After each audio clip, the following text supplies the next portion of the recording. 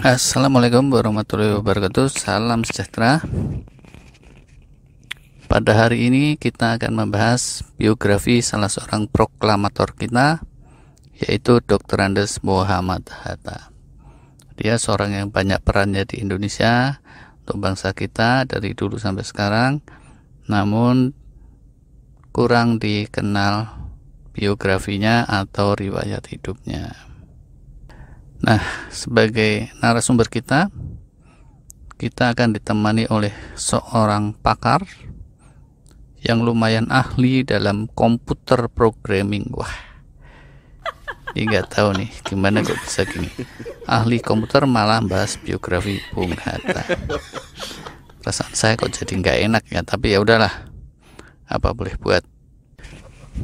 Halo juga. Malah mukanya kok mirip ya sama seseorang. Beda. Ya udah kan, silahkan langsung saja. Mohon diceritakan ya secara santai biografi proklamator kita Bung Hatta. Oke, baiklah. Terima kasih Bapak Ibu Saudara sekalian. Mohon izin hari ini saya akan mendongeng tentang biografi Bung Hatta secara sistematis, masif, dan terstruktur. Ya nggak usah gitu juga kali. Ayo kita mulai. Sebelumnya disclaimer dulu ya, mohon maaf, mohon izin kepada segenap ahli keluarga Bung Hatta untuk menceritakan kisah ini sebagai tribute untuk Bung Hatta. Kalau ada yang tidak akurat, mohon maklum, kejadiannya sudah lama sekali soalnya, dan mohon dapat dikoreksi di pesan di bawah. Jadi, alkisah, Bung Hatta itu lahir di Fort de Kock tahun 1902. Nah, mobil saya juga dekok kan, dekok. Diam lu ya. Kalau mobil ringsek jangan dibahas ya. Kita ini sedang serius membahas tentang Bung Hatta, proklamator. Walah, bahas proklamator kok ya menggok ke mobil ringsek segala ini ya. Ya udah terusin. Kita lanjutkan tentang Bung Hatta. Jadi dia itu lahir di Fort de Kock sekali lagi. Oh, jadi Bung Hatta itu lahirnya di luar negeri ya kan ya? Bukan. Fort de Kock itu bukan luar negeri, adanya di Sumatera Barat. Kelak di zaman Jepang dan sampai sekarang namanya berubah menjadi Bukit Tinggi. Oh alah. Bukit Tinggi aja kok ya pakai Fort de Kock segala atau ya. Tapi beneran. Zaman Belanda namanya Fort de Kock. Zaman sekarang Bukit Tinggi. Bukan Bukit Gersang ya. Bukan Bukit Gersang, bukan Bukit Tandus atau bukit-bukit yang lain. Dika sukanya perbukitan ya kan ya? Enggak, waduh, ini bukan soal perbukitan ya. Sekali lagi ini soal tokoh proklamator Bung Hatta. Waduh, kok jadi kemana-mana ini ya. Penonton bisa emosi nih kalau gini ceritanya. Ya udah kan? Lanjutin, tolong lanjutin deh. Ya. Oke. Silahkan dilanjut cerita soal Bukit Indah. Udah gak usah pakai bukit-bukitan. Walah, ini soal Bung Hatta. Aduh. Jadi ya, alkisah, pada suatu bukit, malah keliru sisan. Sorry, ini gara-gara si Jabrik ini nih. Bung Hatta itu lahirnya bayi ya kan ya? Langsung brewok. Wah, kok malah ditanyain segala pertanyaan kayak gitu apa tuh ya? Ya heran. Jadi marah tuh ya. Enggak, udah. Jadi gini ya. Bung Hatta itu dilahirkan oleh seorang ibu bernama Siti Saleha. Nah, bener tuh. Ibunya Siti Saleha, tetangganya bernama Siti Juleha, depan rumah Eva Maisaroh, temannya lagi ada Uni Maimunah. Ya kan? Nah, tapi terus apa pentingnya kita malah ngabsen satu-satu nama ibu-ibu arisan. Jadi ya, saat Bung Hatta dilahirkan, ibunya Siti Saleha itu usianya sekitar 21 tahun. Kalau Maimunah itu 22 tahun, ya kan? Maisaroh malah 42 tahun. Iya, Kalau neneknya Maesaroh 90 tahun udah sakaratul maut, malah nyaut tuh mana. Itu sakaratul mautnya gara-gara apa ya kan ya kira-kira? Bukan urusan kita. Waduh. Hehehe. Bapaknya gimana kan? Ya bapaknya si nenek udah meninggal lah, wong si neneknya aja udah 90 tahun. Ini maksudnya bapaknya Bung Hatta kan? Oh iya ya. Kok kita jadi ngurusin nenek-nenek? Sorry ya. Balik lagi saja ke Bung Hatta. Bapaknya Bung Hatta itu bernama Muhammad Jamil. Tapi umurnya pendek. Bukan bulu keteknya ya yang pendek. Umur. Jadi ya, pada saat Bung Hatta masih bayi, 8-9 bulan gitu, ayahnya itu meninggal. Innalillahi. Nah, setelah ayahnya meninggal, beberapa lama Bung Hatta dan kakaknya Rafiah jadi yatim. Tapi ibunya tidak lama menjanda. Ibunda Bung Hatta yang masih berumur sekitar 22 tahun lalu berkesempatan kawin lagi, sehingga Bung Hatta lantas punya ayah tiri bernama Mas Agus Haji Ning, seorang saudagar asal Palembang kalau tidak salah. Dari pernikahan kedua ibunya ini, Hatta dapat adik-adik 4 orang lagi, cewek semuanya 4-4-nya. Saat kecilnya Bung Hatta sempat menyangka Mas Agus Haji Ning ini ayah kandungnya. Lama-lama duar, nggak pakai duar segala. Waduh, pokoknya ya gini ya. Walau ayah tiri, Mas Agung Haji Ning ini baik dan menyayangi Bung Hatta seperti anak sendiri. Demikian pula Bung Hatta menghormati dan menyayangi ayah tirinya seperti ayahnya sendiri sampai meninggalnya. Tapi ya, kalau soal sayang menyayang, Pak Lurah itu juga sama tuh. Dia sangat baik dan menyayangi Teh Eis, janda kembang, tetangganya dia. Beda lagi sih kalau itu, karena mau dipinang jadi istri kedua kali kalau itu mah. Jadi alkisah ya, waktu lahirnya itu Bung Hatta itu bernama Muhammad Adhar. Adhar artinya harum lah, kurang lebih kalau dalam bahasa Arab. Athar ya. Terus gimana ceritanya tuh ya, bisa berubah jadi Muhammad Hatta? Lah jadi gini ya, waktu mulai sekolah, dia ditanyain sama salah seorang gurunya, nama kamu siapa? Maksudnya tentu dia menjawab Muhammad Adhar. Tapi namanya anak kecil, udah gitu logat Minangnya juga medok, kedengarannya dia menjawab Muhammad Atta. Dicatatnya dikira-kira, jadilah ketulisnya Muhammad Hatta. Kebawa-bawa terus sampai sekarang, gitu ceritanya. Biasalah kayak gitu. Teman saya aja ya, Imaniar dipanggilnya Butet loh. Terus ada yang nama Jainuddin dipanggil Ucok. Nah, ya kan? Iya sih. Sule itu aja ya, artis Sule itu aslinya Entis Sutisna. Inul Daratista itu aslinya Ainur Rohimah. Syahrini itu aslinya Rini Fatimah Jailani. Masa Syahrini nama aslinya Rini Jailani? Ya silahkan dicek sendiri. Kalau Ian Kasela ada yang bilang dia aslinya bernama Samijan. Bener apa enggak tuh? Ada juga yang bilang dia namanya Ian Dika Mulya Ramadan. Nah, terserah tuh mana yang benar. Kalau nama Om Jaja Miharja itu asli ya? Ya embo. Mungkin nama aslinya Peter Parker atau Christopher Columbus. Walah. Kok api menjenengi. Sampai mana kita ini tadi? Sampai cerita Spider-Man kan? Kok Spider-Man piye tuh ya? Nah itu Peter Parker tadi itu, ini soal Bung Hatta bro. Jadi ya, leluhur Bung Hatta, kakek-kakeknya itu saudagar-saudagar dan ulama-ulama yang terpandang di Sumatera Barat. Nah kalau Kang Enceng, kakek-kakeknya tukang combro tuh, neneknya tukang semur tutut. Bisa dibilang saudagar apa enggak tuh ya? Bodoh amat.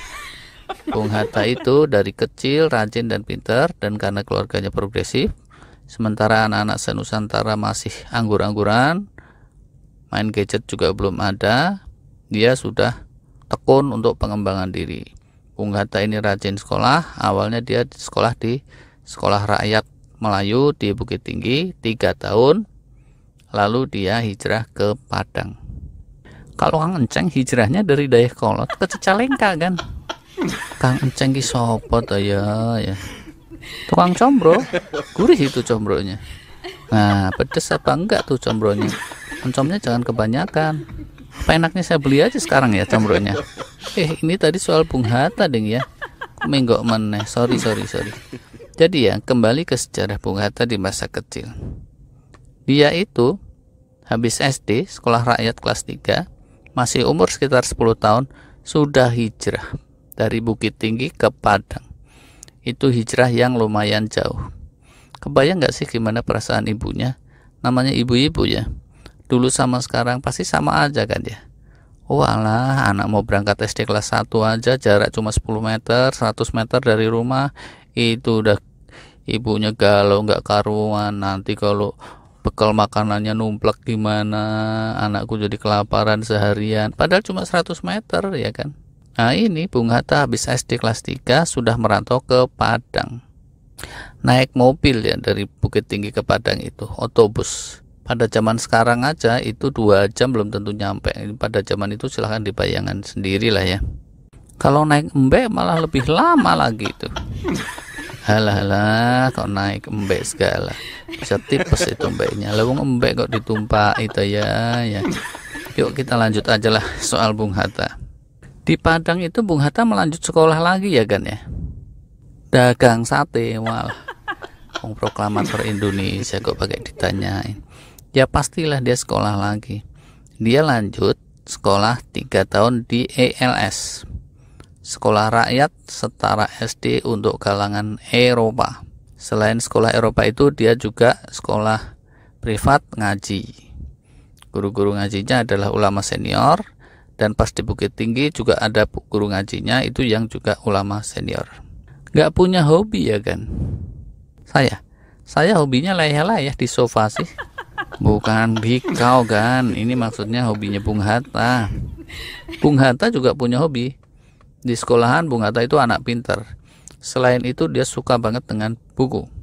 Jadi suatu ketika ya dia dikasih salah seorang handetolannya yang senior 3 buah buku. Waduh, dia senengnya nggak karuan.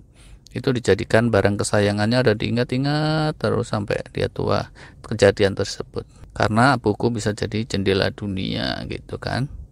Kalau orang lain ya, anak-anak lain itu punya mainan kesayangan, maka Bung Hatta ini kesayangannya itu buku.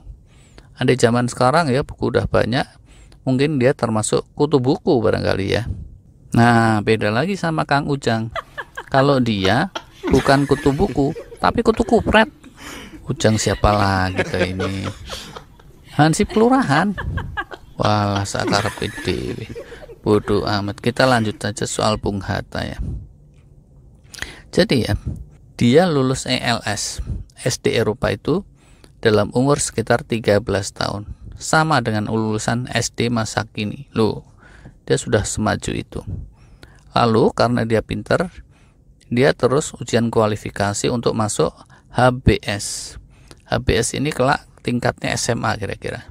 Zaman dulu kayak gitu tuh. Habis SD ELS, anak yang pintar bisa kualifikasi untuk langsung ke HBS, AMS atau yang setingkat SMA. Tapi walaupun lulus kualifikasinya, ibunya itu galau ya kan. Yaitu ibunya Bung Hatta dan bukan emaknya Kang Ujang. Apa karena putus cinta? Bukan. Kalau bukan putus cinta berarti karena putus tali kolor ini pasti ya kan? Kok bisa diartikan demikian tuh ya? Si ibu itu galau karena khawatir anaknya mau merantau jauh. Kalau merantau ke Padang aja udah cekot-cekot, ini merantau sejauh itu. HBS pada zaman itu ya adanya di Pulau Jawa, di Batavia. Itu terasa luar negeri pada zaman itu ya. Sedangkan Bung Hatta waktu itu masih anak-anak 13 tahun. Ibunya mikir gitu, dia keberatan kalau anaknya langsung hijrah jauh ke Batavia. Jadi ujungnya Bung Hatta itu batal. Karena keberatan ibunya, Bung Hatta batal merantau ke Batavia dan dia malah masuk sekolah Mulo di Padang. Mulo ini kelak kurang lebih jadi SMP lah gitu.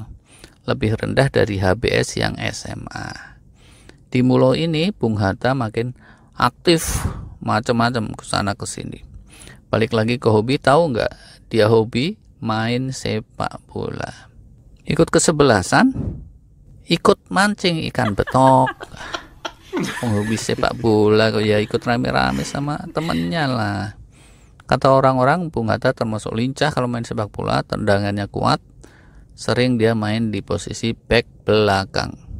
Ya iyalah, namanya back pasti belakang, masa iya back depan? Nggak ada itu kan. Selain aktif sepak bola, Bung Hatta muda juga aktif berpolitik mulai dari saat remaja itu. Dia rajin memonitor koran-koran politik, nongkrong-nongkrong bersama calon-calon aktivis, dan dia ikuti berita-berita dari Volkskrant, parlemen pada masa itu, dan seterusnya. Nah, sekitar saat itu, pada periode sekitar 1915-1918 itu, perpolitikan Hindia Belanda mulai rada mendingan. Bung Hatta muda bersama kawan-kawannya lalu inisiatif bikin ormas bernama Yong Sumatra, juga yang bilang Yong Sumatranen Bond, perkumpulan pemuda-pemuda Sumatera di Padang. Gak lama berdiri, Bung Hatta lalu dijadikan bendaharanya. Selain itu masih ada aktivitas lain. Bung Hatta muda juga nyambi kerja di kantor pos, bukan di tukang sate ya. Sate Padang enak tuh gurih, di kantor pos. Sebenarnya ya pada waktu itu peraturannya anak mulo itu tidak boleh nyambi kerja di kantor pos atau instansi pemerintah Hindia Belanda yang lainnya. Tapi Bung Hatta ini lulus kualifikasi HBS dan lagi pula keluarganya terpandang bisa omong sana sini, lobi sana sini, akhirnya diperbolehkan. Udah kira-kira untuk episode pertama demikian dulu ceritanya. Generasi jadul Bung Hatta itu tapi sudah luar biasa. Dia punya antusiasme dalam belajar, di sekolahnya berprestasi, rajin ngaji agama juga, aktif olahraga, aktif organisasi juga. Udah gitu nyambi kerja, komplit pakai telur, ya kan. Generasi masa kini dan masa depan mestinya seperti itu, menjadikan Bung Hatta itu sebagai teladan. Kalau Indonesia mau meningkat to the next level, maka pemuda-pemuda harus energik, penuh semangat, rajin sekolah, juga dalam belajar agama, aktif berolahraga, aktif berorganisasi, belajar dan terus belajar. Tidak cuma akademik, tapi juga belajar memimpin, belajar networking, meningkatkan life skill dan kerja. Kalaupun nggak kerja nyari duit, ya kerjanya bantu-bantu orang tua, ya kan? Nah, kita semua anak bangsa Indonesia sebetulnya banyak utang budi sama dia. Dia mencontohkan tentang hijrah dan tentang perjuangan yang suci, perjuangan fisabilillah, perjuangan di jalan Allah, perjuangan di jalan kebaikan. Oke lah, episode 1 sampai di sini dulu. Mohon maaf ya, ini mestinya ini jadi semacam biografi Bung Hatta, malah muter-muter ke mana-mana. Gara-gara siapa ya ini kira-kiranya? Kok malah tanya? Udahlah. Billahi taufik wal hidayah. Wassalamualaikum warahmatullahi wabarakatuh.